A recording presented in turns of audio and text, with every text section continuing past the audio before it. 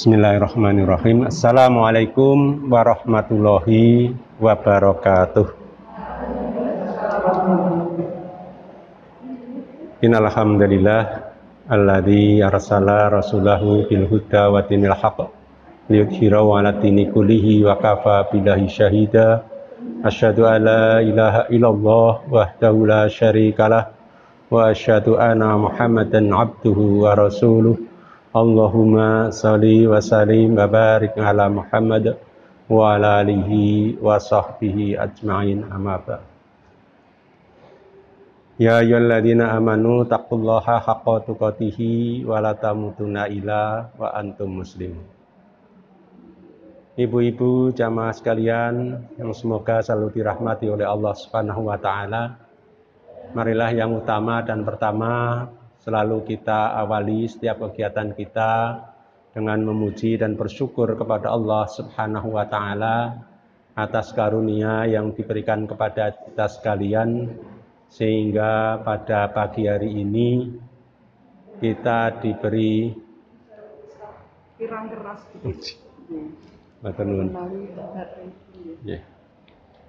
Baik, saya ulang.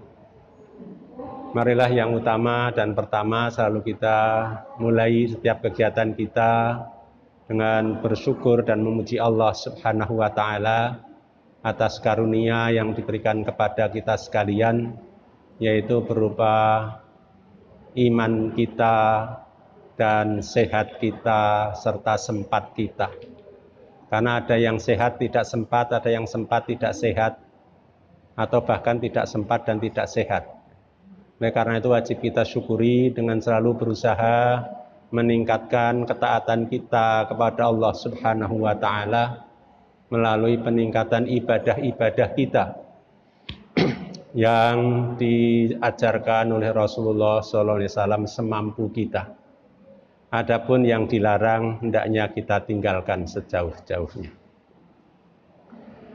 Dan marilah kita membiasakan bersolawat kepada Nabi, karena Allah dan para malaikatnya pun bersolawat kepada Nabi. Semoga salam dan solawat selalu dilimpahkan kepada junjungan kita Nabi besar Muhammad Sallallahu Alaihi Wasallam beserta seluruh keluarganya, para sahabat-sahabatnya dan umatnya, termasuk kita sekalian sampai akhir zaman.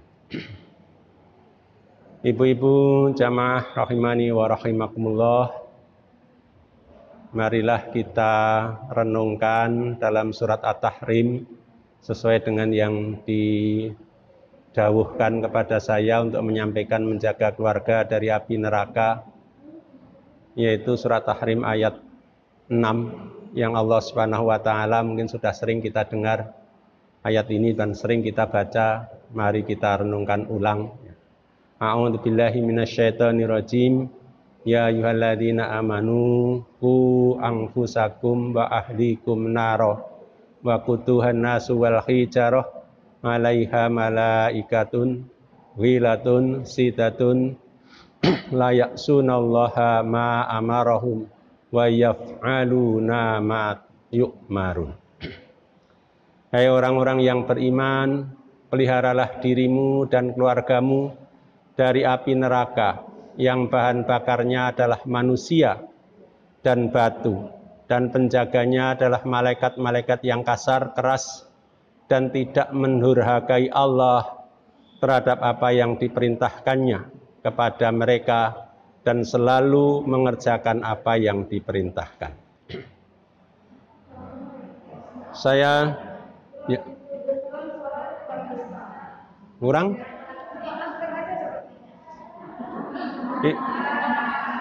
Ibu-ibu nggak ketakutan ketularan saya?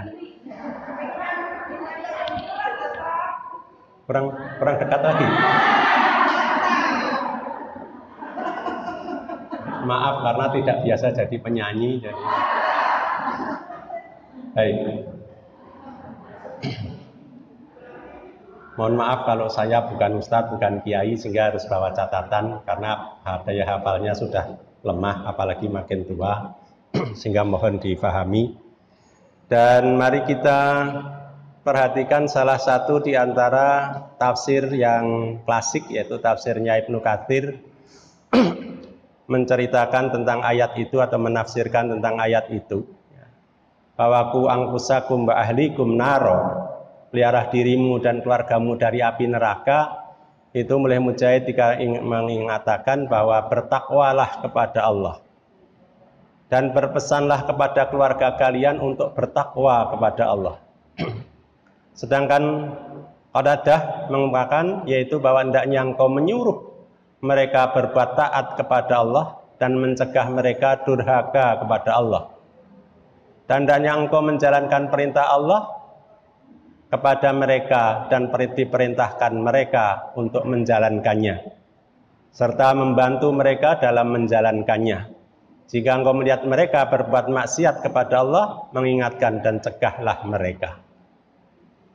Sehingga ada perintah kepada kita sekalian bahwa menjaga diri kita dan keluarga kita dari api neraka adalah dalam rangka untuk menjaga ketaatan kita dan keluarga kita terhadap apa-apa yang diperintahkan oleh Allah Subhanahu wa taala kepada kita sekalian. Adapun hal-hal yang dilarang oleh Allah harus kita cegah, harus kita jauhi sejauh-jauhnya. Adapun kalau yang diperintahkan itu hanya semampu kita, yang mampu kita lakukan. Namun untuk yang dilarang hendaknya tidak dilakukan, karena yang dilarang itu selama tidak dilakukan selesai. Tetapi kalau yang diperintahkan kalau belum dilakukan itu belum selesai. Contoh bahwa yang diperintahkan adalah semampu kita. Kalau kita mampu sholat berdiri, maka hendaklah kita berdiri sholat kita. Tetapi kalau kita tidak mampu berdiri karena kondisi kesehatan kita, maka kita boleh sholatnya dengan duduk. Kalau sudah duduk pun sudah tidak mampu, maka sholatnya boleh dengan berbaring. Akhirnya kalau berbaring pun sudah tidak mampu, maka ditolong orang banyak, disolatkan beramai-ramai. Ini bahwa ada satu hal yang mampu, itu adalah kemampuan kita. Maka kalau kita melihat kemampuan itu diukur dari olahragawan, yang paling mudah untuk contoh itu angkat besi. Maka kalau angkat besi, itu yang mampu diangkat berapa? Maksimum. Itulah kemampuan kita. Sehingga kalau kita masih mampu melakukan hal-hal yang diperintahkan oleh Allah Subhanahu wa taala, maka kita wajib menjalankannya. Dan dengan suka dan senang hati dalam menjalankannya. Contohnya puasa. Kalau kita mampu berpuasa, maka diperintahkan untuk berpuasa. Kalau kita tidak kuat berpuasa, maka boleh mengganti dengan fidyah. Itu pun kalau kita mampu.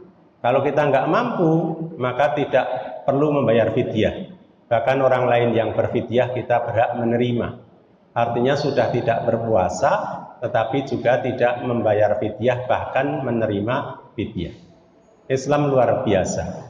Hanya kadangkala kita tidak memahaminya, sehingga masih banyak hal-hal yang dilakukan yang seharusnya tidak dilakukan. Adapun Adha dan Muqatil bin Hayyan, mereka mengatakan setiap muslim punya kewajiban mengajari keluarganya, termasuk kerabat dan budaknya, berbagai hal kebenaran dengan hal-hal yang diwajibkan oleh Allah Subhanahu wa taala kepada mereka. Dan apa yang dilarangnya kita tinggalkan dan kita cegah. Adapun waktu Tuhan nar wal hijarah, yang bahan bakarnya adalah manusia dan batu. Wakutu yang berarti bahan bakar, yang berupa tubuh umat manusia dilemparkan ke dalamnya. Wal hijarah dan batu, ada yang mengatakan bahwa yang dimaksud dengan kata itu adalah patung. Patung yang dijadikan sesembahan orang-orang yang mensekutukan Allah Subhanahu wa ta'ala. Didasarkan bahwa firman Allah Subhanahu wa taala yang menyatakan dalam surat Anbiya ayat 98, A'udzubillahi minasyaitonirrajim, innakum bama ta'buduna min dunillahi khasabu jahannam. Sesungguhnya kamu dan apa yang kamu sembah selain Allah adalah umpan jahanam. Sehingga mufasir, orang yang menafsiri bahwa batu yang dimaksud adalah patung-patung yang dijadikan sesembahan-sesembahan selain Allah Subhanahu wa ta'ala. Adapun firman Allah selanjutnya, alaiha malaikatun ghilatun sidad. Penjaga-penjaganya malaikat-malaikat yang kasar dan keras. Maksudnya karakter mereka yang sangat kasar. Dari hatinya yang telah dihilangkan rasa kasihan terhadap orang-orang kafir kepada Allah Subhanahu wa ta'ala. Sehingga sidat itu adalah keras. Sehingga ditafsirkan di situ bahwa susunan tubuh mereka sangat keras, tebal, dan penampilannya pun menyeramkan. Kemudian ayat selanjutnya dalam ayat yang satu tadi, la ya'sunallaha ma amarahum wa yaf'aluna ma tu'marun. Yang tidak mendurhakai Allah terhadap apa yang diperintahkannya kepada mereka dan selalu mengerjakan apa yang diperintahkan. Maksudnya apapun yang diperintahkan oleh Allah kepada mereka, mereka segera melaksanakannya. Tidak menangguhkan meskipun sesaat, dan juga mereka mampu mengerjakannya. Tidak ada kelemahan apapun pada diri mereka untuk melaksanakan perintah-perintah tersebut. Mereka itulah malaikat Zabaniyah. Semoga Allah Subhanahu wa ta'ala melindungi kita dari bertemu dengan malaikat Zabaniyah. Artinya kita tidak mampir ke sana. Itulah surat At-Tahrim ayat yang ke-6 yang mendasari kepada kita untuk selalu menjaga kepada diri dan keluarga kita. Mengapa diri kita diperintahkan? Karena kalau kita bisa menjaga orang lain, menjaga keluarga kita, kalau kita mampu menjaga diri kita yang pertama. Dan kalau ibu-ibu jamaah rahimani wa rahimakumullah men-search di dalam Quran terjemahan, ibu mengetik tulisan neraka, kemudian di search, maka kata neraka ini ada 235. Artinya peringatan Allah Subhanahu wa ta'ala itu begitu banyak supaya kita tidak sampai terperosok ke dalamnya. Namun kalau ibu-ibu melihat tentang surga, itu kalau di-search hanya ada 161. Karena pada dasarnya kalau kita menghindarkan neraka, ya insya Allah akan masuk surga. Karena tidak ada tempat di antara keduanya. Walaupun kalau kita baca surat Al-A'raf yang artinya tempat yang tinggi, itu akan digambarkan di antara surga dan neraka. Ada orang yang masih di Al-A'raf. Dia melihat surga dan dia melihat neraka. Sehingga mereka pun tahu siapa yang masuk surga dan siapa yang masuk neraka. Sehingga untuk yang masuk surga mereka ingin memasukinya, yang masuk neraka mereka sangat ketakutan kalau sampai dimasukkan ke dalamnya. Tapi ini sifatnya hanya sementara, bukan ada tempat pilihan.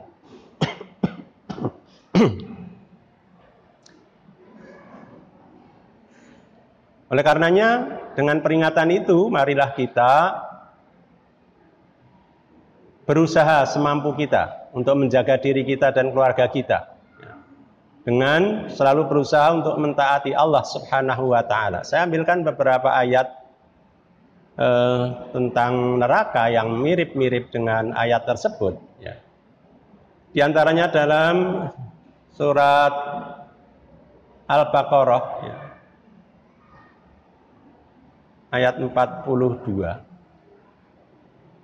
Allah Subhanahu wa ta'ala berfirman, a'udzubillahi minasyaitonirrajim, wa ilam taf'alu wa lan taf'alu fatakun nara lati waquduhan nasu wal hijarah uiddat lil kafirin.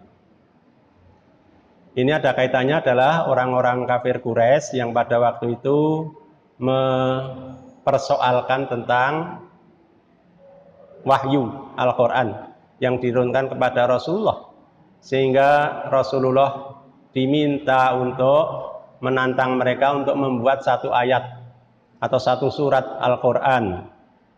Maka oleh Allah difirmankan bahwa mereka tidak akan mampu walaupun dia mengundang seluruh kaum kerabatnya untuk membuat satu surat pun. Ya. Sehingga ungkapan di sini ada menyatakan bahwa mereka tidak akan mampu, ya, dan pasti tidak akan mampu membuat satu ayat pun, ya, apalagi satu surat. Maka yang diperintahkan kepada kita adalah untuk takut, ya, kepada neraka yang bahan bakarnya manusia dan batu. Ya.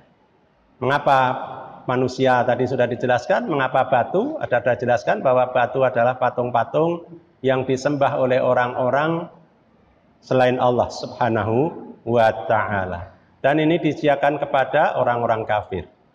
Kafir itu adalah kafaro, yukafiru, kafirun, itu artinya tertutup. Sehingga kalau dalam bahasa Inggris menjadi cover. Jadi bukan satu kata yang kasar, kata yang bukan, sebenarnya kata yang halus, yang dipilih oleh Allah Subhanahu wa ta'ala, ya, untuk menunjukkan orang-orang yang sedang tertutup hatinya, tidak mau beriman kepada Allah Subhanahu wa ta'ala. Dan masih banyak lagi ayat-ayat yang menyatakan bahwa neraka itu disediakan bagi orang-orang yang ingkar, orang-orang yang tertutup hatinya, orang-orang yang tidak mau beriman kepada Allah Subhanahu wa ta'ala. Banyak, karena seperti saya sampaikan bahwa ada 235 yang menceritakan ayat-ayat yang menceritakan tentang neraka. Tampilkan satu lagi ayat yang pendek di dalam surat Ali Imran ayat 131.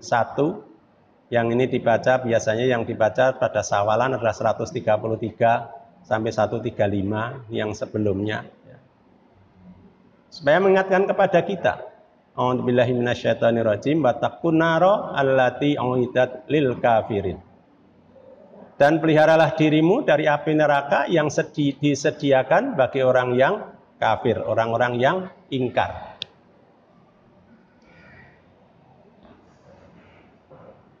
Sehingga siapakah orang yang masuk neraka ini? Kalau dari beberapa ayat tadi sudah dapat disimpulkan bahwa orang-orang kafirlah orang-orang yang akan masuk neraka. Orang yang mengingkari tentang nikmat-nikmat yang diberikan oleh Allah kepada kita, mengingkari dari iman kita kepada Allah, para rasul, para malaikatnya, kitab-kitabnya, takdir dan hari akhir. Ayat yang agak panjang yang menjelaskan bahwa orang-orang kafir ini akan dibawa ke neraka jahanam. Dapat dibaca dalam surat Az-Zumar ayat 71. Dan nanti surganya ayat 73 ya. Kalau kita baca, karena yang kita bahas tentang topik neraka, mari kita pahami betul supaya kita terhindar dari neraka ini. Na'udzubillahi min dzalik. A'udzubillahi minasyaitonirrajim. Wasiqal ladzina kafaru illa jahannama zumara. Hatta idza ja'uha futihat abwabuha wa qala lahum khazanatuha alam ya'tikum rusulun minkum yatluna 'alaikum ayati rabbikum wa yundzirunakum liqa'a yaumikum hada. Qalu bala walakin haqqat kalimatu la'adabi 'alal kafirin. Orang-orang kafir dibawa ke neraka jahanam berombong-rombongan, artinya berbondong-bondong. Sehingga apabila mereka sampai ke neraka, itu dibukakan pintu-pintunya dan berkatalah kepada mereka penjaga-penjaganya, apakah belum pernah datang kepadamu rasul-rasul di antaramu yang membacakan kepadamu ayat-ayat Tuhanmu dan memperingatkan kepadamu akan pertemuan dengan hari ini? Mereka menjawab, bala, benar, telah datang. Ada ustadz, ada kiai, ada guru ngaji. Kalau zaman sekarang, kalau zaman dulu adalah rasul-rasul yang memberi peringatan kepada mereka. Tetapi telah pasti berlaku ketetapan azab terhadap orang-orang yang kafir. Sehingga dari sini bahwa orang-orang kafir itu tidak dihisap lagi. Kalau sudah dinyatakan dia didefinisikan sebagai orang kafir, maka orang-orang ini kemudian dibawa berombongan, ya, masuk ke dalam neraka. Kalau orang-orang yang baik, para syuhada, para wali, para nabi, dibawa ke surga itu juga berombongan tanpa hisab. Tetapi kalau yang masih ada kekurangannya, maka kekurangannya itulah yang akan menghambat kita dibawa ke surga. Sehingga mari kita renungkan hal-hal apa yang harus kita lakukan untuk menjaga diri kita dan keluarga kita agar tidak sampai terperosok, sampai terjerumus ke dalam neraka yang gambaran nerakanya adalah luar biasa, yang tidak dapat digambarkan dengan kehidupan yang ada di dunia. Sehingga kita banyak harus memperbaiki diri. Di samping kita memperbanyak doa kepada Allah Subhanahu wa Ta'ala agar kita dimudahkan untuk beramal baik dan dimudahkan meninggalkan amal-amal yang dilarang oleh Allah Subhanahu wa Ta'ala. Di dalam surat Ali Imran ayat 192 ini biasanya dihafalkan dari ayat 190 sampai ke ayat 200. Biasanya dibaca pada waktu bangun tidur pagi. Ada 11 ayat ya di situ.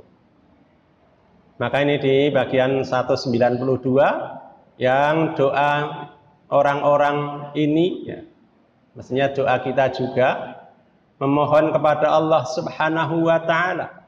A'udzubillahi minasyaitonirrajim. Rabbana innaka man tudkhilin nara faqad ahzaitah wa ma lidzalimina min ansar. Ya Rabb kami, ya Tuhan kami, sesungguhnya barang siapa yang Engkau masukkan ke dalam neraka, maka sungguh telah Engkau hinakan dia, dan tidak ada bagi orang-orang yang zalim seorang penolong pun.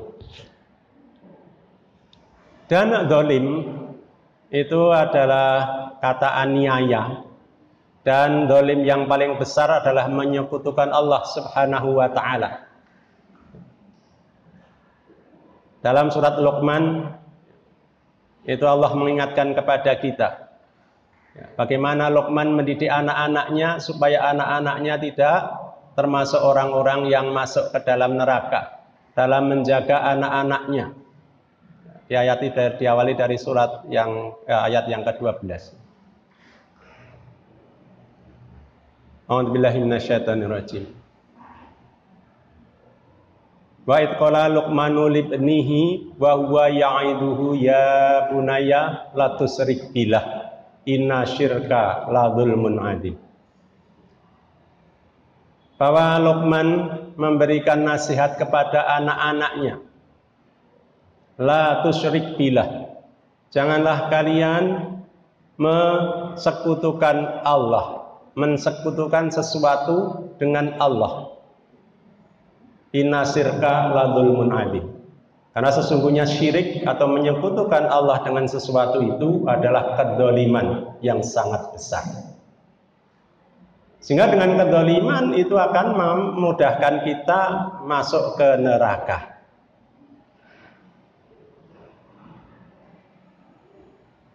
Kemudian ada satu hadis yang panjang, saya tidak baca Arabnya, saya baca terjemahnya. Yang hadis ini diriwayatkan oleh Imam Bukhari dan Muslim, atau sering dikatakan muttafaq alaih. Bahwa di situ dikisahkan Rasulullah pada waktu Isra dan Mi'raj sempat diperlihatkan kepada beliau surga dan neraka. Sehingga beliau mengatakan, sungguh aku tadi melihat surga, aku berupaya meraih setandan buah-buahan di dalamnya. Andai kalian mendapatkannya lalu memakannya, niscaya kalian tidak butuh lagi makanan di dunia. Maksudnya waktu itu Nabi mau meraih buah-buahan di surga, tapi nampaknya tidak diizinkan oleh Allah sehingga tidak sempat membawa buah surga ke dunia.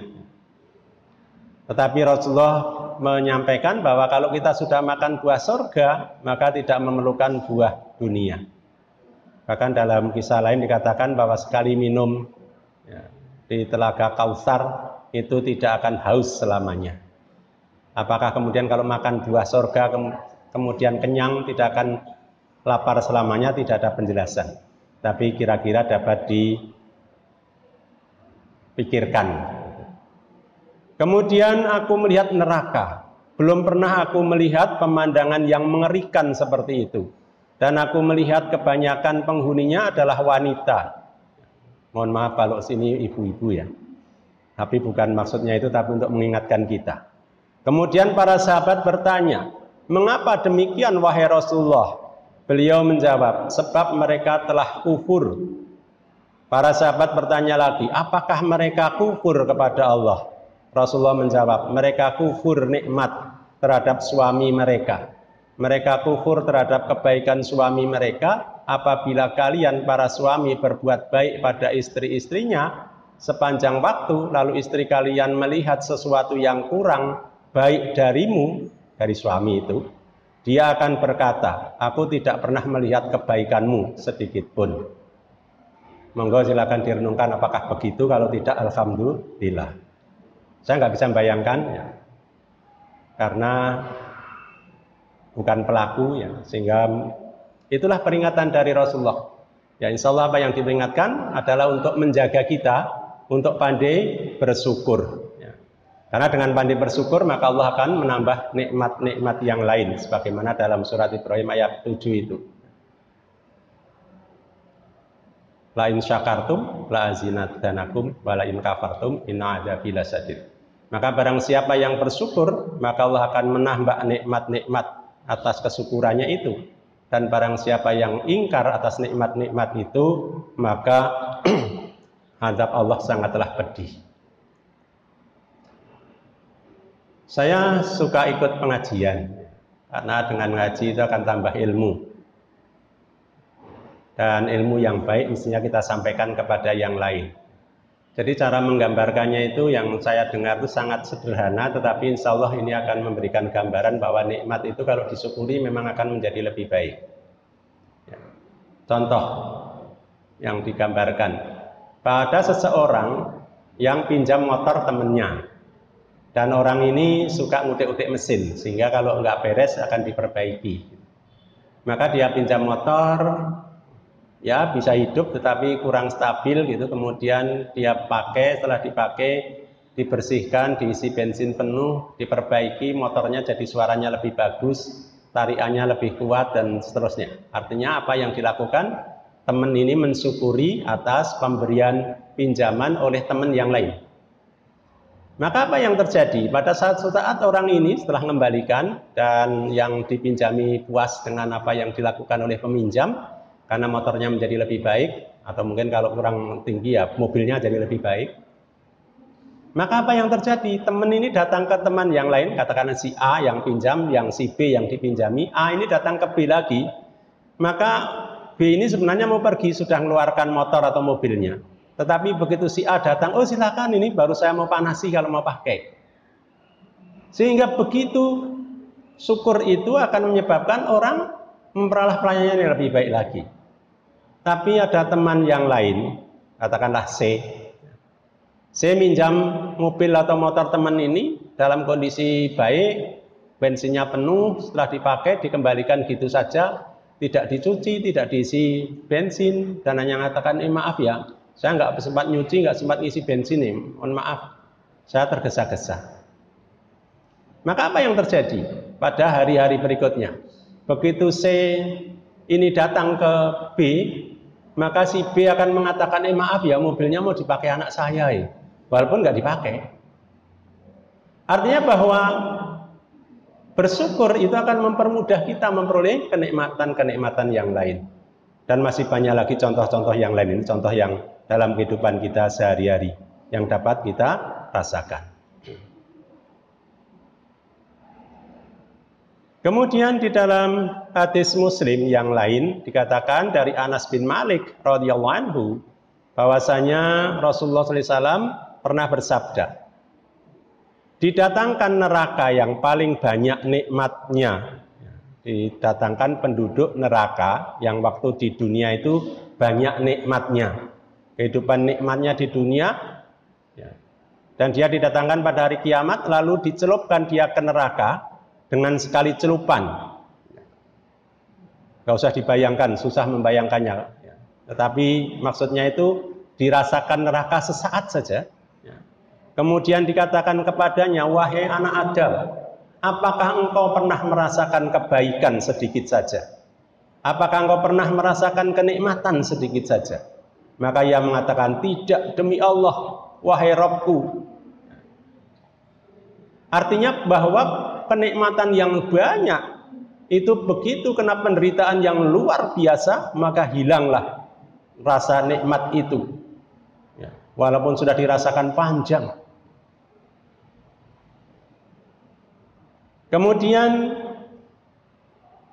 didatangkan pula penduduk surga yang paling sengsara di dunia.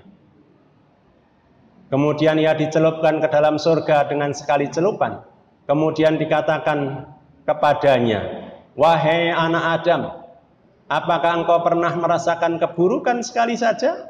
Apakah engkau pernah merasakan kesulitan sekali saja? Ia menjawab, demi Allah, tidak. Wahai Rabbku, aku tidak pernah merasakan keburukan sama sekali, dan aku tidak pernah melihatnya, dan tidak pula mengalaminya. Jadi orang yang sangat menderita, begitu mendapat kenikmatan, maka lupa semua penderitaannya.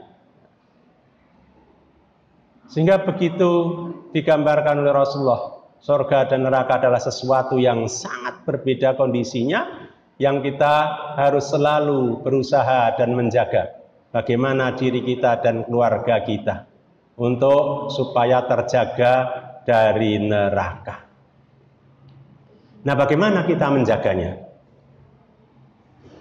Maka di dalam surat Al-Baqarah ayat 208 kita diperintahkan oleh Allah Subhanahu wa taala menjadi orang Islam secara keseluruhan, bukan setengah-setengah, bukan separuh-separuh, bukan sebagian-sebagian. A'udzu billahi minasyaitonir rajim. Ya ayyuhalladzina amanu qulu fi silmi kafah wa la tattabi'u khutuwati syaitan. Innahu lakum aduwwum mubin. Hai orang-orang yang beriman, masuklah kalian ke dalam Islam secara kafah, secara keseluruhan. Wala tatabi'u khutuwati syaitan, dan janganlah kamu mengikuti langkah-langkah setan. Innahu lakum aduwwum mubin. Sesungguhnya dia setan bagi kalian adalah musuh yang nyata. Jadi kuncinya kita tadi yang pertama adalah diperintahkan oleh Allah untuk menjaga kita, diri kita dan keluarga kita dari api neraka yang bahan bakarnya adalah manusia dan batu, yang dijaga di atasnya oleh malaikat yang keras dan kasar, yang selalu mentaati apa yang diperintahkan oleh Allah Subhanahu wa ta'ala. Maka kita untuk menjaganya, dan untuk menjaganya adalah kita menjadi orang Islam secara keseluruhan. Dari semua aspek kehidupan kita itu kita menjadi muslim dan muslimah yang sebenarnya. Dan menjadi seorang muslim atau menjadi orang Islam atau muslimah kalau ibu-ibu akan memberikan kebaikan, tidak hanya kebaikan dunia, tapi yang utama kebaikan akhirat, tetapi efeknya adalah kebaikan dunia. Banyak hal yang dapat kita pelajari. Salah satu diantaranya, ada satu ungkapan, katakan ini hadisnya dhaif, lemah, tetapi isinya baik, yaitu yang menyatakan sumu tasihu, berpuasalah kamu akan sehat. Saya beberapa waktu yang lalu dapat artikel tentang, karena ini bukan orang Islam, dia mengatakan tentang menjaga makan selama lebih dari 8 jam itu akan memberikan efek yaitu detox, membersihkan sampah-sampah sel kita yang ada di dalam diri kita. Jadi menurut penelitian itu, siapa yang makan terakhir kemudian 8 jam kemudian, maka badan kita itu sudah kekurangan zat makanan, sehingga sel-sel yang sudah tidak berguna itu akan dimakan sehingga sel yang masih baik yang tersisa, sehingga akan menyebabkan menjadi sehat, karena yang ada adalah sel-sel baik saja. Jadi sel yang tidak baik itu kemudian dimusnahkan dengan dimakan oleh sel-sel yang baik. Yang tidak baik, yang sudah tidak berguna, itu dihabiskan. Sehingga kalau ibu-ibu yang ingin melakukan diet, maka kalau makan itu setelah 8 jam. Itu walaupun tidak puasa, itu akan memakan sel-sel yang tidak baik. Jadi saya punya teman ya, yang coba diet, itu kalau dia makan itu terakhir jam 5 sore. Sehingga kalau sampai pagi itu sudah lebih dari 8 jam.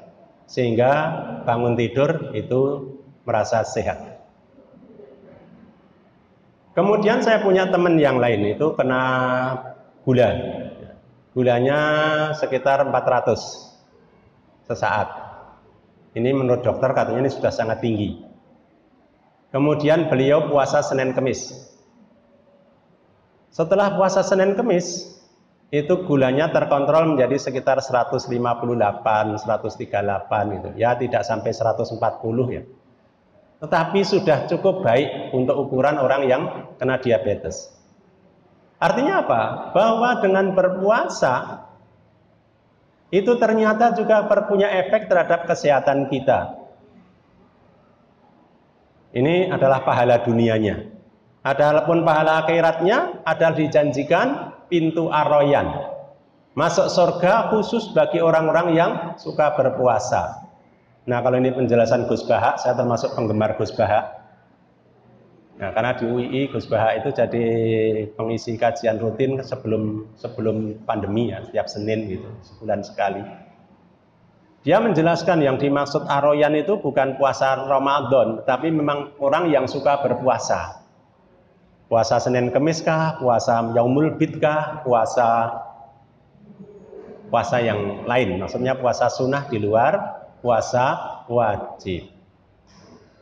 Sehingga banyak cara untuk kita menjaga tidak masuk ke dalam neraka dengan banyak amalan yang mampu kita lakukan. Mungkin ada di antara kita yang nggak kuat berpuasa, maka diganti dengan amalan yang lain. Ada pintu surga dari pintu tahajud, sehingga orang yang rajin tahajud disediakan pintu sendiri untuk masuk surga. Artinya kita diberi pilihan untuk beramal. Banyak hal. Sehingga kalau kita membayangkan bagaimana Allah menggambarkan orang-orang dengan berusaha beramal baik dengan bersedekah. Dengan bersedekah yang mampu dilakukan. Insya Allah dengan sedekah akan memudahkan kita memperoleh kebaikan. Di antaranya digambarkan oleh Allah Subhanahu wa taala dalam surat Munafikun ayat yang ke-10.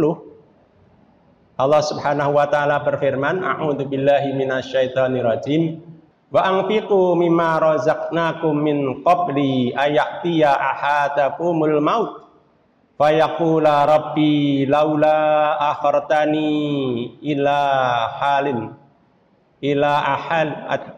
ajalin qarib fa asadaqa wa aku minas sholihin.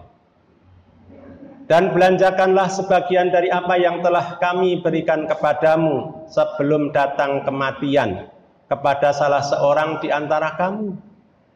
Lalu ia berkata, ya Rabbku, ya Tuhanku, mengapa engkau tidak menangguhkan kematianku sampai waktu yang dekat, yang menyebabkan aku dapat bersedekah dan aku termasuk orang-orang yang soleh. Yang dimaksudkan di sini bahwa kita diperintahkan oleh Allah Subhanahu wa taala untuk memudahkan berinfak.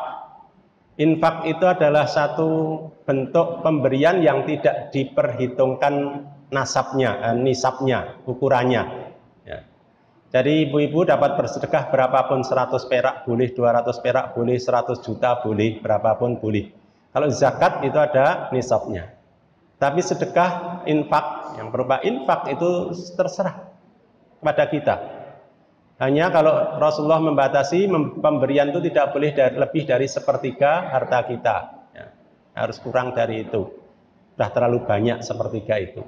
Sehingga monggo, jangan sampai yang dicontohkan oleh Allah Subhanahu wa taala, orang-orang itu baru menyesal setelah sampai di akhirat, kemudian mohon kepada Allah Subhanahu wa taala untuk menunda barang sedikit pun ajalnya, supaya mereka dapat bersedekah dan menjadi orang-orang yang soleh.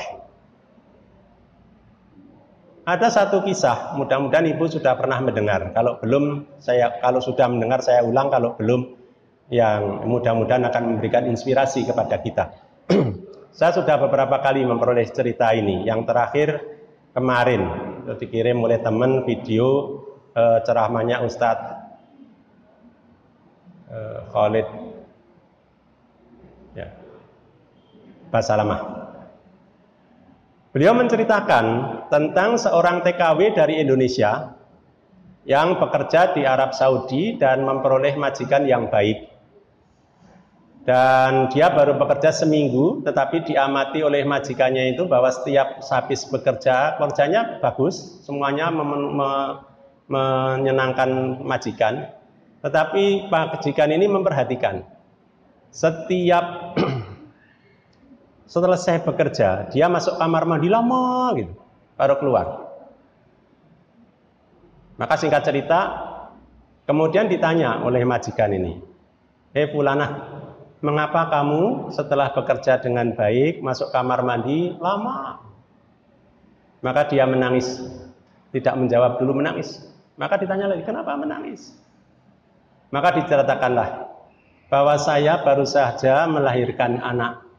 Setelah 12 hari, kemudian dia terpaksa harus pergi menjadi TKW di Arab Saudi. Ya, diceritakan oleh Ustadz Khalid Basalamah itu gajinya 800 rial per bulan. 800 itu kalau dihitung 4.000 ya berarti 3.200.000 per bulan. Jadi anak saya tinggalkan baru umur 12 hari. Sehingga dengan demikian, ibu yang tahu kalau cerita saya nggak cocok, mohon dikoreksi. Sehingga beliau merasa susah karena susunya yang setiap hari harus dikeluarkan itu kalau nggak dikeluarkan katanya sakit. Sehingga harus dikeluarkan. Dan untuk mengeluarkannya itu cukup lama, supaya tekanannya menjadi normal, itu cukup lama. Sehingga dia di kamar mandi lama.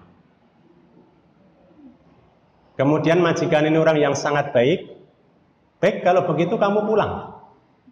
Ini gajimu 24 bulan saya bayar sekarang dan saya belikan tiket besok pulang. Dan kalau kamu merasa bahwa ikut ke saya itu bisa dilakukan, nanti setelah anak kamu disapih silahkan kembali. Nanti beritahu akan saya kirim tiket. Orang tidak berpikir apa-apa. Mengapa orang ini mengatakan begitu? Karena beliau itu, majikan itu kena sakit kanker dan bulan depan akan dioperasi. Tidak disebutkan kankernya apa, hanya disebutkan penyakit kanker dan harus dioperasi bulan depan. Dan kita tahu kanker itu adalah satu penyakit yang sangat ditakuti ya, karena biasanya operasi berhasilnya juga 50-50 gitu. Sehingga orang ini berlomba-lomba untuk bersedekah yang mampu dilakukan. Maka singkat cerita, pembantunya pulang sehingga dia sampai bulan berikutnya akhirnya mau dioperasi. Kemudian diperiksa ulang, dokternya heran. Maka tanya kepada pasien ini, pada majikan ini, "Ibu berobat apa selama sebulan ini?" Yang katakan nggak pernah berobat. Pernah minum sesuatu atau pernah apa amalan sesuatu gitu? Tidak pernah. Sehingga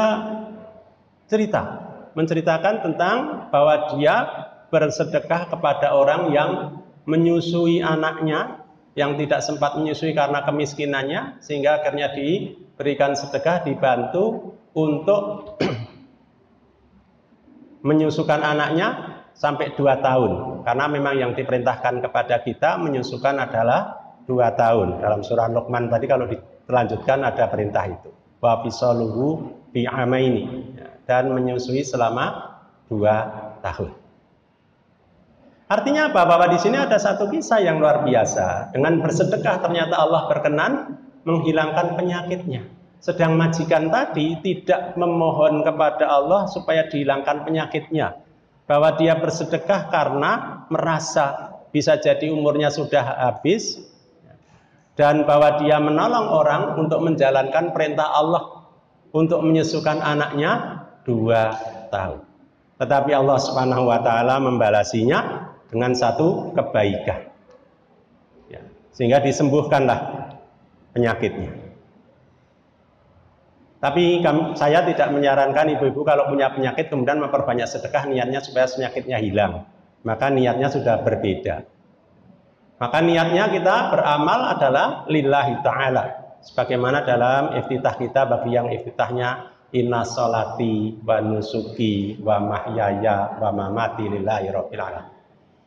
Sesungguhnya sholatku dan ibadahku, mahyaya dan hidupku, wa mamati dan matiku, lillahi rabbil alamin.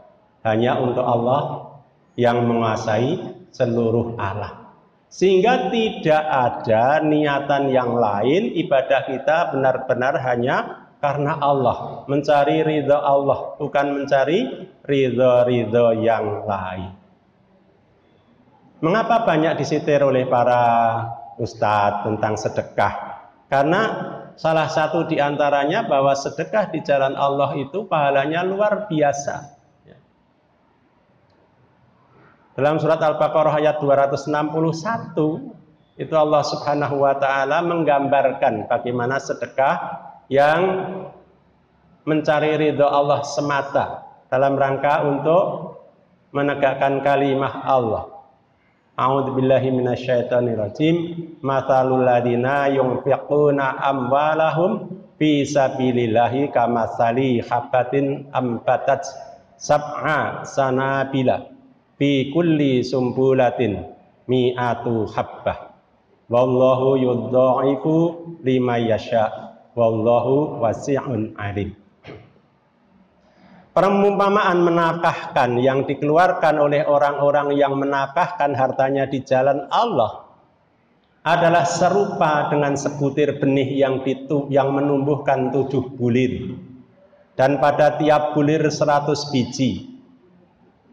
Allah melipat gandakan ganjaran bagi siapa saja yang dia gandaki, dan Allah maha luas karunia-Nya, lagi maha mengetahui. Sehingga dengan sedekah yang sedikit, kalau kita ikhlas, katakanlah 100 perak, itu akan dilipatkan 700, itu sudah 100 perak kali 700, sudah jadi 70.000 nilainya.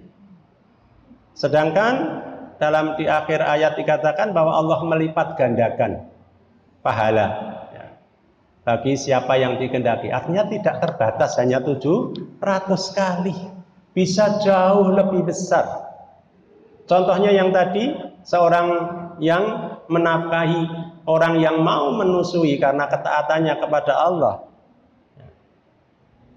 maka dia diberi pahala yang tidak terhingga, dicabut penyakitnya, diberi sehatnya.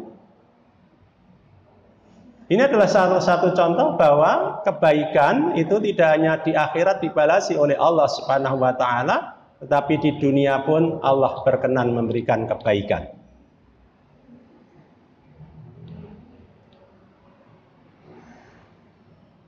Oleh karenanya, mari kita berusaha dengan semampu kita, sekuat tenaga kita untuk selalu berusaha meningkatkan ketaatan kita kepada Allah Subhanahu wa Ta'ala dengan memperbanyak belajar tentang agama.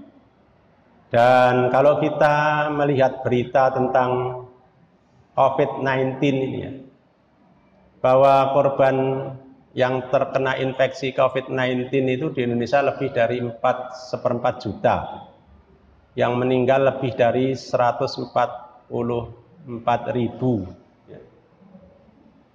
Dan yang paling menyedihkan, yang saya baca informasi dari MUI yang dikeluarkan Agustus lalu, itu bahwa ulama-ulama yang wafat itu lebih dari 900. Dan salah satu berita dari Nabi bahwa kalau ilmu agama itu akan dicabut oleh Allah, itu bukan mencabuti ilmu seperti kita baru duduk belajar atau blank hilang, bukan. Tetapi dengan cara mewafatkan para ulama. Sehingga nanti yang mengganti ulama itu adalah orang-orang yang jahil. Orang yang ilmu agamanya cekak ya. Sehingga kalau berfatwa sesat dan menyesatkan. Sehingga ibu-ibu harap hati-hati, sekarang banyak ya, yang mengaku kiai, mengaku ustadz, mengeluarkan fatwa yang tidak jelas. Di antaranya ada yang semua agama sama, semua agama bisa masuk surga. Kan jadi beda dengan apa yang kita yakini ya. Dengan apa yang beda dengan apa yang diberitakan oleh Allah Subhanahu wa Ta'ala seperti tadi, bahwa orang-orang yang ingkar, orang-orang yang kafir, orang-orang yang tidak percaya kepada Allah dan rukun iman yang lain, itu adalah bagiannya neraka. Sedangkan agama lain menurut versi agama mereka silahkan. Tetapi kita harus punya keyakinan. Kalau semua agama sama kan kita bisa safari agama. Sekarang jadi Islam, seminggu lagi jadi agama lain, seminggu lagi jadi agama lain lagi, seminggu yang lain lagi agama lain lagi, sehingga dalam 1 tahun agamanya macam-macam.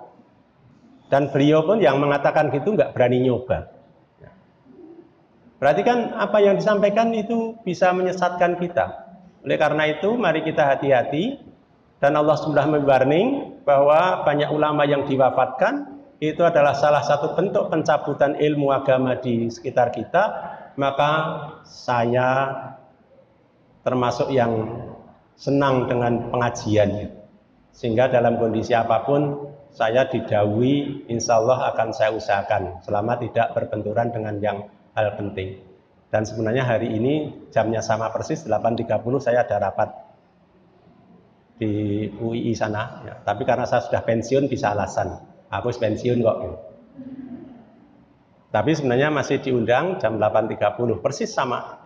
Tapi saya melihat bahwa mungkin di sini lebih bermanfaat ya, karena di sana orangnya masih banyak, insya Allah masih bisa di cover, dan mudah-mudahan apa yang saya sampaikan menjadikan paling nggak peringatan pada diri kita. Saya bukan ahli agama, tetapi bagaimana kita berusaha untuk belajar agama ya, karena orang yang belajar agama itu oleh Allah Subhanahu wa Ta'ala, apa yang dikisahkan oleh Nabi, bahwa kita akan dimudahkan menuju surga. Sehingga hadisnya diriwayatkan oleh Imam Muslim yang mengatakan, man salaka tariqan yaltamisu fihi ilman sahalallahu lahu tariqan ilal jannah. Ya, diriwayatkan oleh Imam Muslim, barang siapa yang menempuh satu jalan, artinya berusaha mencari ilmu untuk mendapatkan ilmu, maka Allah pasti memudahkan baginya jalan menuju surga. Sehingga jangan kita segan, bosan ya, untuk mencari ilmu. Yang saya terkenang oleh salah satu yang saya punya favorit, Gus Baha, itu menyatakan sederhana. Untuk mengamalkan hadis ini kamu belajar menghafalkanlah satu surat yang tidak hafal-hafal. Sudah menghafalkan satu surat tapi tidak hafal-hafal. Itu artinya bahwa saudara sudah berusaha mencari ilmu. Tapi nggak nyampe-nyampe. Ya. Kalau sudah sampai kan selesai malah. Ya. Kalau maksudnya kalau sudah selesai hafal ya pindah ayat yang lain atau surat yang lain. Sehingga dengan demikian kita tetap berusaha untuk belajar menghafalkan. Ya. Satu Quran 30 juz itu ada 6.236 ayat di luar bismillah. Kecuali Al-Fatihah, ya, Al-Fatihah bismillahnya dihitung. Itu ada 6.236 ayat. Ya. Itu banyak yang hafal. Ya. Bahkan anak-anak pun banyak yang hafal. Ya. Tapi saya sebagai orang yang sudah bekas anak-anak menghafalkan ternyata makin susah. Ya. Mungkin ibu-ibu tidak beda atau mungkin lebih baik dari saya. Ya. Oleh karenanya, syarat-syarat supaya kita dapat dijauhkan dari neraka tadi, maka kita harus selalu berusaha untuk menambah ilmu pengetahuan tentang agama. Ya. Sehingga kalau kita memperoleh informasi tentang agama, kita cross check dengan ustadz yang lain yang lebih faqih, yang lebih paham tentang agama, atau kita cari textbook yang mendukungnya, sehingga tidak mentah-mentah diterima. Ya. Karena kalau kita mentah-mentah diterima, bisa jadi ada yang tidak sesuai.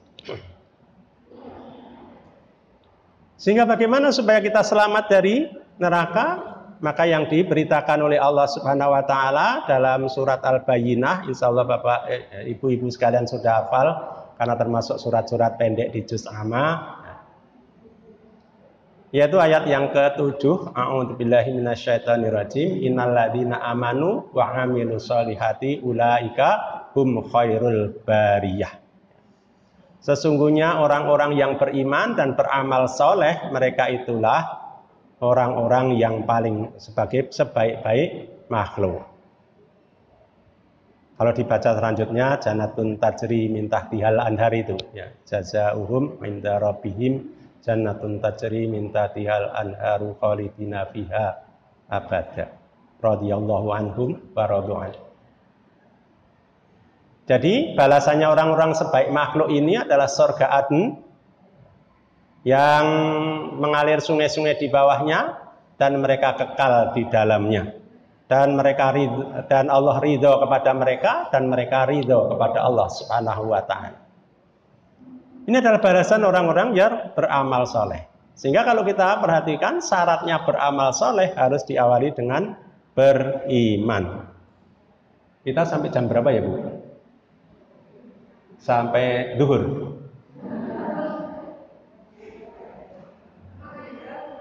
Oke, sekarang jam 9.30 persis jam saya. Cukup? Apa kurang? Oh, tanya jawab. Baik. Kalau saya bisa menjawab, saya jawab sekarang. Kalau saya tidak bisa menjawab, akan saya jawab kalau saya diundang lagi. Ya, kalau nggak diundang, jawabnya pripun kan susah.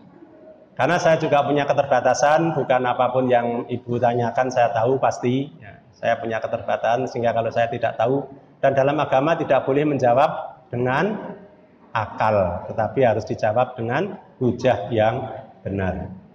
Saya kira secara sederhana kesimpulannya, ya, bahwa kita oleh Allah Subhanahu wa taala diperintahkan untuk menjaga diri kita dan keluarga kita dari api neraka. Dengan cara berusaha untuk meningkatkan iman dan taat kita kepada Allah Subhanahu wa taala, dengan berusaha menjalankan apa yang diperintahkan oleh Allah dan meninggalkan apa yang dilarang. Yang diperintahkan hanya yang mampu kita lakukan, adapun yang dilarang hendaknya mutlak kita tinggalkan. Insya Allah kalau itu kita dapat lakukan semampu kita yang diperintahkan dan yang kita dilarang ditinggalkan, insya Allah semuanya akan menjadi baik, ya, dan akan mudah kita menghindarkan ancaman Allah Subhanahu wa taala. Dan ancaman Allah lebih banyak. Artinya apa? Supaya kita sangat berhati-hati terhadap neraka ini, ya. Bukan hal yang main-main. Dan banyak dikisahkan tentang bagaimana kondisi neraka. Masih banyak sebenarnya kalau ingin disampaikan, tapi nampaknya waktu yang membatasi kita. Sekali lagi mohon maaf bila banyak yang tidak berkenan. Billahi taufiq wal hidayah. Wassalamualaikum warahmatullahi wabarakatuh. Baik, saya menyiapkan catatan kalau ada yang bertanya. Baik. Jadi kita tidak ada yang sempurna, itu pasti.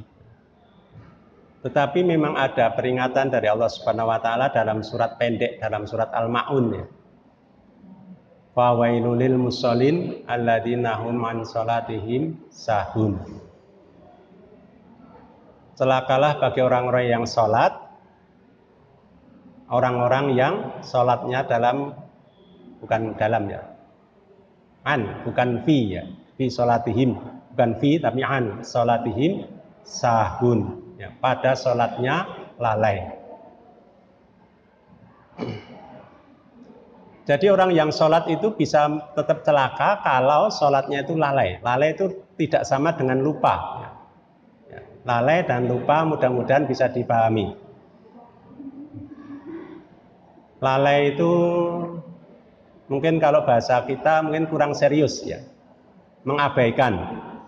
Tetapi kalau lupa itu betul-betul lupa. Kalau kita lupa itu bisa dimaafkan. Sebagaimana kita diajari doa kita di dalam surat Al-Baqarah yang terakhir itu, Rabbana la tu'akhidna inasina wahta'na. Itu kan doa yang luar biasa itu, yang diajari oleh Allah Subhanahu wa taala, hendaknya kita selalu baca, Rabbana la tu'akhidna inasina wahta'na. Ya Allah, janganlah menyiksa kami, janganlah menghukum kami apabila kami lupa atau tersalah. Tersalah itu bukan salah disengaja, tersalah. Seperti hukum membunuh orang. Kalau kita membunuh sesama muslim, yang sekarang banyak sekali berita yang pembunuhan-pembunuhan, ada yang seorang istri membunuh suaminya, rumah makan Padang di Bekasi, ya. Nyewa pembunuh bayar 30 juta. Itu inisiatornya istrinya, kan aneh ya. Naudzubillah min dzalik. Kalau laki-laki banyak membunuh itu sudah biasa, tapi kalau perempuan kok inisiatif membunuh suaminya, itu saya juga bingung gitu. Artinya bahwa kalau seperti itu maka hukumnya qisas, bunuh ganti bunuh.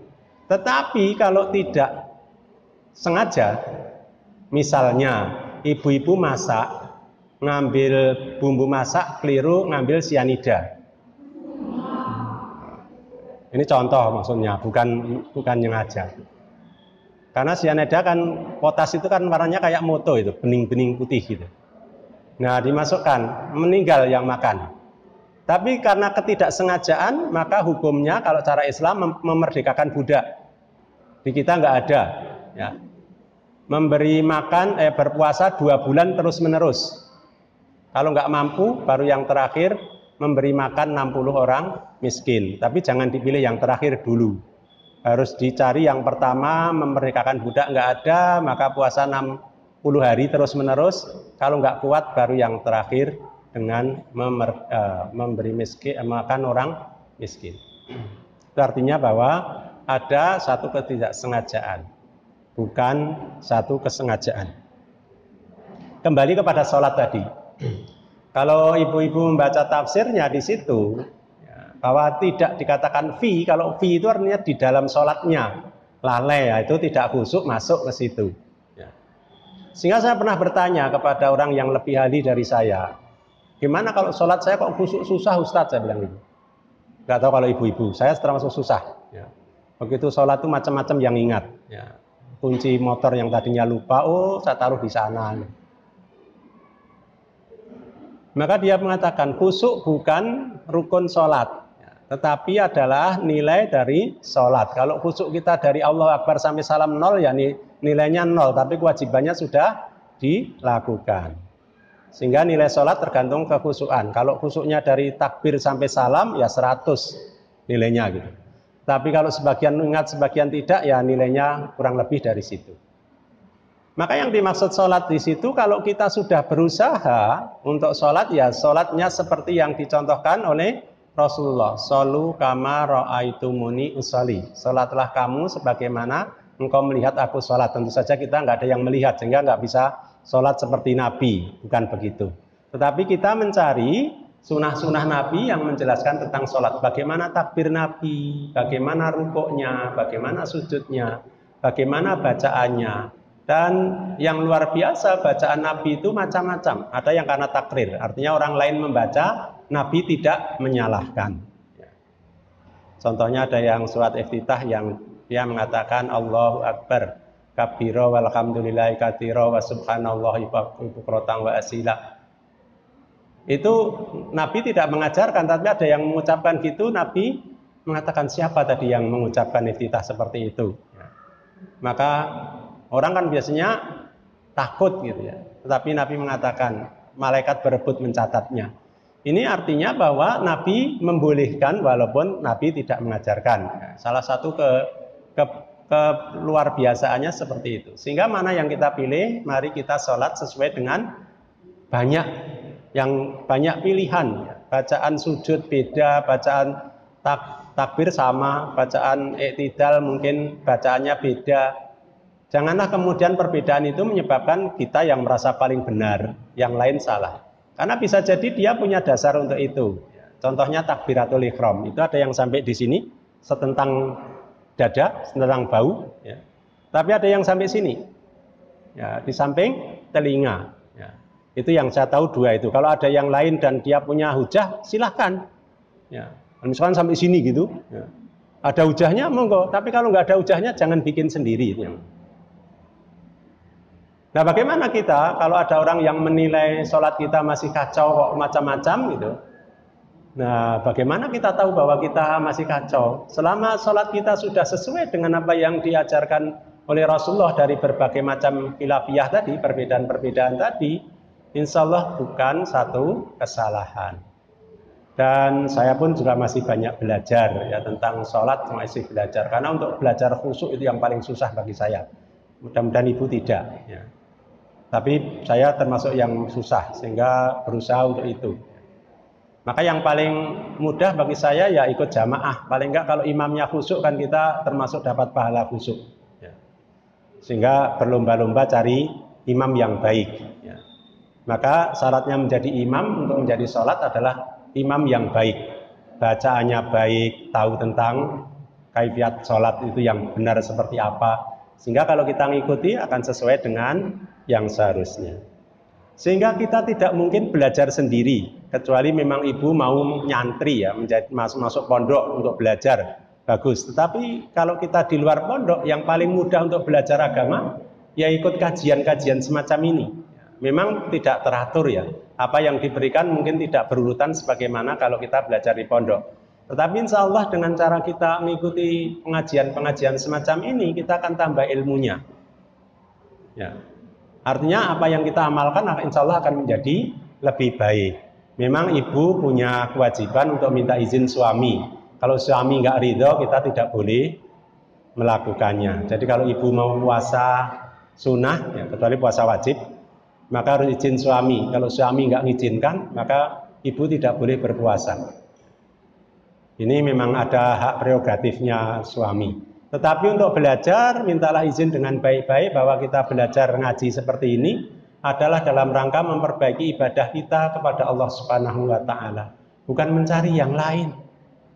Insya Allah kalau kita dari rumah niatnya adalah mencari ilmu, Allah akan memudahkan kita jalan ke surga. Insya Allah. Saya kira itu yang dapat saya sampaikan, mudah-mudahan bisa diterima. Kalau kurang dapat diterima, dipersilahkan untuk menyampaikan lagi. Aturun.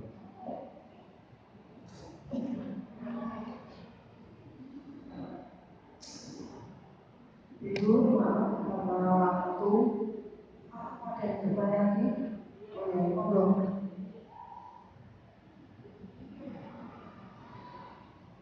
Assalamualaikum warahmatullahi wabarakatuh. Waalaikumsalam warahmatullahi wabarakatuh. Yang saya tanyakan Pak, masalah sampai atau tidak pada ke orang tua. Saya kan belum pernah diakikah sama orang tua. Terus itu mendoakan atau apa sedekah, dan anak saya itu tak akikah ini sudah besar, sudah jadi sangat telaten.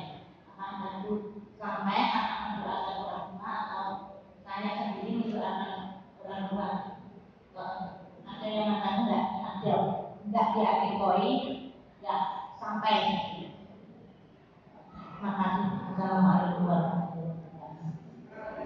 Waalaikumsalam. Baik. Jadi kalau amalan sampai atau tidak, kalau saya ditanya sampai atau tidak, wallahu a'lam.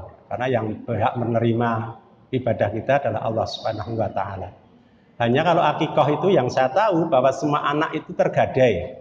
Jadi kalau kita punya anak itu tergadai sampai diakikoi. Ya kalau sudah tergadai ya sebaiknya kan ditebus gitu ya. Nah yang paling afdol berakikoh itu adalah 7 hari setelah hari kelahiran. Tapi kalau belum mampu, ya logikanya bahwa apa yang diperintahkan kepada kita itu yang kita mampu. La yukallifullahu nafsan illa wus'aha. Sehingga kewajiban orang tua ya menebus anaknya. Saya kira terlanjur gede baru diakikoi ya. Karena bisanya baru setelah gede apa boleh buat. Diterima atau tidak kita bukan bisa menghukumi dapat diterima dan tidaknya. Dan untuk mendoakan orang tua itu justru diperintahkan kepada kita. Rabbil firli wali walidayya warhamhuma kama rabbayani shaghira. Itu kan perintah Allah Subhanahu wa taala bahwa kita kepada orang tua kita berdoalah. Rabbil firli, ya Allah ampunilah aku, wali walidayya dan kedua orang tuaku, warhamhuma kama rabbayani shaghira, sebagaimana beliau-beliau itu mengasihi saya sewaktu masih kecil. Kalau kita mendoakan orang tua itu adalah diperintahkan oleh Allah Subhanahu wa taala. Bahkan ada ustadz yang mengatakan dolim itu anak yang mendoakan orang tuanya hanya 5 kali sehari. Maksudnya doakannya itu setelah sholat saja. Dia bilang dolim. Saya nggak setuju kalau mengatakan wong berdoa kok dolim. Maksudnya kurang. Ya. Tapi ya tidak dolim, maksudnya berdoa kok dolim ya. Jadi masih kurang. Ya kalau bisa sewaktu-waktu kita doakan orang tua kita, baik yang masih hidup maupun yang sudah sedo. Ya. Karena salah satu diantaranya yang diingatkan kepada kita bahwa kalau ada anak Adam yang meninggal, maka putus semua amalnya kecuali 3 hal. Yang pertama adalah amal jariyah. Yang kedua adalah ilmu yang manfaat, ilmu yang tafa'ubi. Dan yang ketiga adalah waladun solehun yat'ulah. Anak-anak yang soleh yang mendoakan kedua orang tuanya. Soleh tapi nggak doakan ya tidak ada artinya. Mendoakan tapi tidak soleh juga nggak sampai. Ya. Karena doanya yang diterima oleh Allah itu hanya doa-doanya orang yang beriman. Orang yang tidak beriman, contohnya doanya Fir'aun itu ya tidak diterima. Aten Ibu, monggo tadi di sana saya lihat, monggo. Waalaikumsalam. Nun tolong Mas, mboten mireng kan. Sabar ya Bu.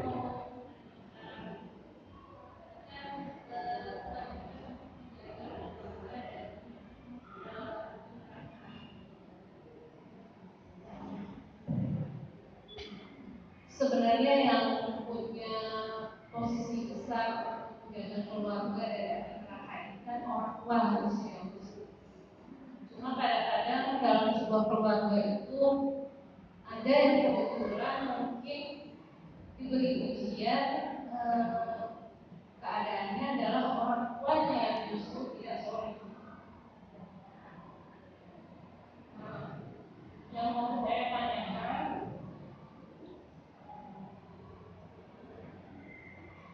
ketika si anak memutuskan untuk menjaga jarak dengan orang tuanya, bukan karena ingin berharap, tapi karena menjaga supaya tidak muncul konflik. Karena setiap kali berhubungan kok selalu banyak konflik. Itu kira-kira bagaimana posisi anak menurut Allah? Apakah si anak ini berdosa atau bagaimana? Yang pertama, yang kedua yang saya tanyakan, apa yang harus dilakukan oleh seorang anak ketika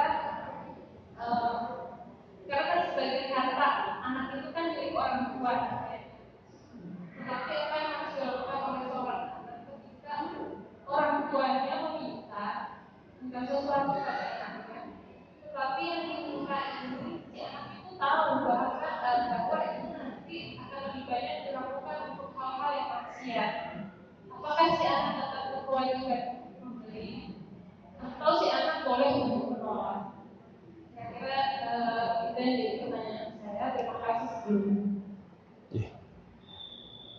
pertanyaannya cukup berat.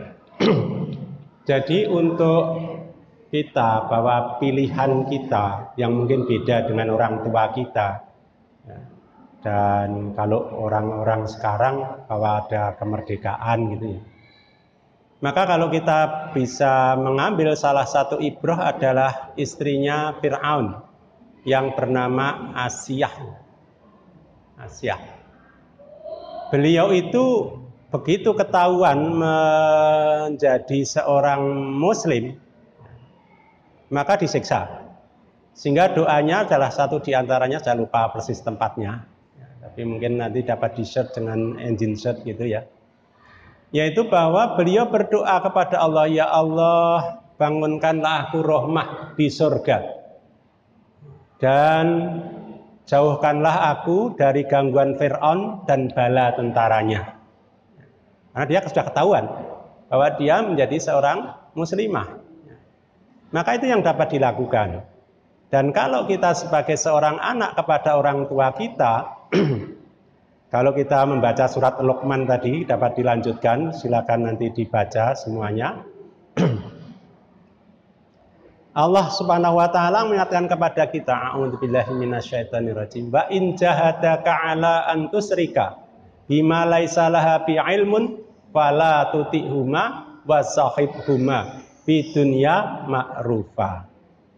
Seandainya kedua orang tuamu mengajakmu musyrik yang kamu tidak punya ilmu tentang itu, artinya kita tidak sepakat dengan itu, maka pergaulilah mereka di dunia dengan baik. Jadi kita tetap mempergauli orang tua kita dengan baik sebagai anaknya. Tidak boleh memusuhinya. Tetap kita harus sopan, menghargai, melayani, selama tidak mengajak maksiat kepada Allah Subhanahu wa ta'ala. Nah, kemudian bagaimana kalau tentang harta orang tua? Ini yang saya tahu mudah-mudahan ada yang saya tidak tahu. Yang boleh mengambil harta anaknya itu hanya anak laki-laki.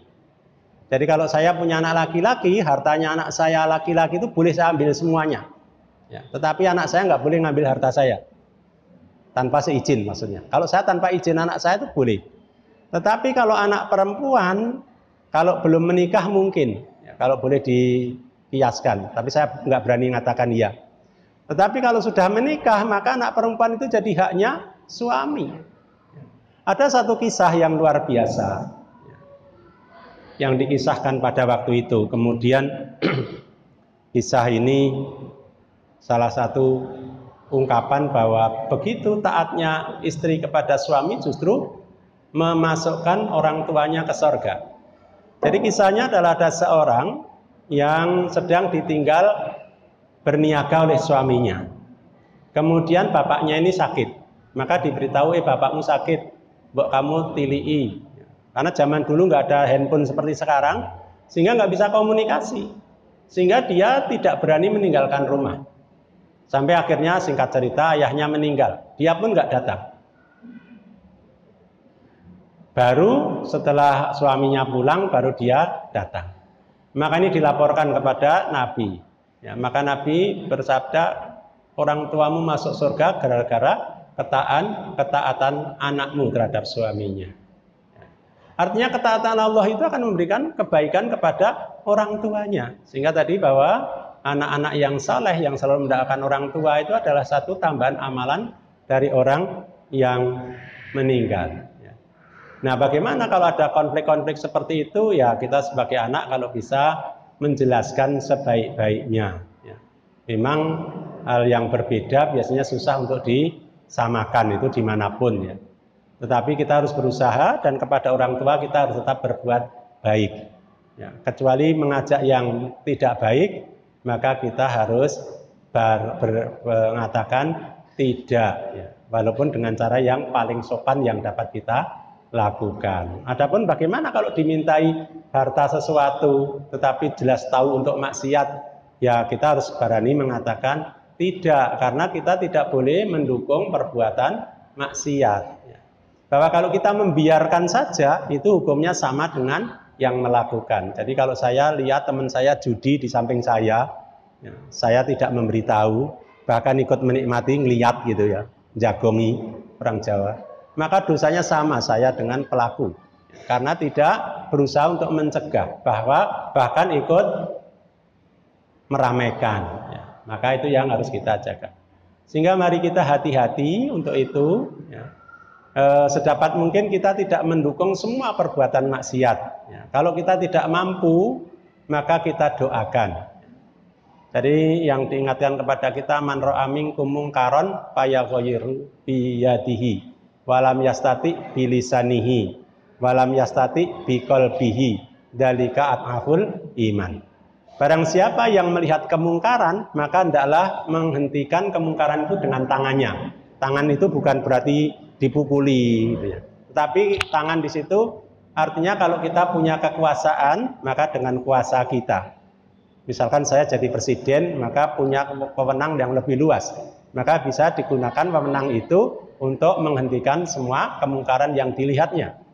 Tapi kalau kita tidak mampu karena tidak punya kekuasaan dan tidak punya tangan yang kuat untuk menghentikan kemungkaran, maka dengan lesan, artinya menasihati, memberitahu, mengingatkan. Kalau dengan orang tua ya kita mengingatkan, nggak mungkin menasihati orang tua.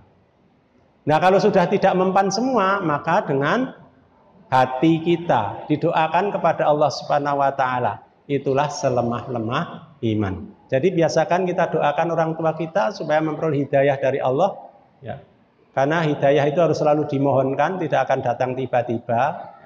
Oleh karenanya, mari kita berusaha untuk selalu mendoakan orang tua kita. Baik orang tua kita sudah wafat maupun masih hidup, kita doakan keselamatannya, kesehatannya, kemudian juga supaya memperoleh hidayah bagi yang belum memperoleh hidayah. Tidak jarang orang tua itu memperoleh hidayah setelah anaknya memperoleh hidayah, itu banyak. Ya, tidak sedikit yang terjadi seperti itu. Ya, oleh karena itu jangan pernah putus asa dari rahmat Allah Subhanahu wa Ta'ala. Karena hanya orang-orang yang ingkar saja, orang-orang yang kafir saja, yang putus asa terhadap rahmat Allah Subhanahu wa Ta'ala. Wallahu a'lam bishawab. Kurang lebihnya mohon maaf, jam saya jam 10 kurang 4 menit. Doa. Baik, monggo kita berdoa bersama-sama, mudah-mudahan Allah Subhanahu wa Ta'ala memberikan kenikmatan kepada kita lebih banyak sehingga kita lebih taat kepada Allah, lebih takwa kepada Allah, dan lebih soleh daripada hari-hari yang telah kita tinggalkan. Innallaha wa malaikatahu yusholluna ala nabi ya ayyuhalladzina amanu shollu alaihi wa sallimu taslima. Allahumma sholli wa sallim wa barik ala Muhammad wa ala alihi wa sahbihi ajmain. Walhamdulillahi rabbil alamin. Allahumma ighfirli wa liwalidayya warhamhuma kama rabbayani shaghira wa li jami'il muslimin wal muslimat wal mu'minin wal mu'minat al ahya'i minhum wal amwat innaka sami'un qaribun mujibud da'wat ya qadiyal hajat. Allahumma rabbana la tuzigh qulubana ba'da idh hadaitana wa hab lana min ladunka rahmah innaka antal wahhab. Rabbana hab lana min azwajina wa dzurriyyatina qurrata a'yun waj'alna lil muttaqina imama. Allahumma rabbana la tu'akhidna in nasina aw akhtana. Rabbana wa la tahmil 'alaina isran kama hamaltahu 'alal ladzina min qablina. Rabbana wa la tuhammilna ma la taqata lana bih wa'fu 'anna waghfir lana warhamna anta maulana fansurna 'alal qaumil kafirin. Ya Allah, ya Rahman, ya Rahim, berkailah jamaah ini, berikanlah kebaikan dalam amal ibadahnya, mudahkanlah dalam menjaga keluarganya, menyantuni bapak ibunya, menjaga suami dan anak cucunya, dan berikanlah rezeki yang barokah, yang manfaat dunia dan akhirat. Dan ampunilah semua kesalahan-kesalahan kami, baik yang kecil maupun yang besar, baik yang sengaja dan tidak sengaja. Ampunilah dosa-dosa kami ya Allah. Rabbana atina fid dunya hasanah wa fil akhirati hasanah wa qina adzabannar wa adkhilnal jannata ma'al abrar ya aziz ya ghafar ya rabbal alamin walhamdulillahi rabbil alamin.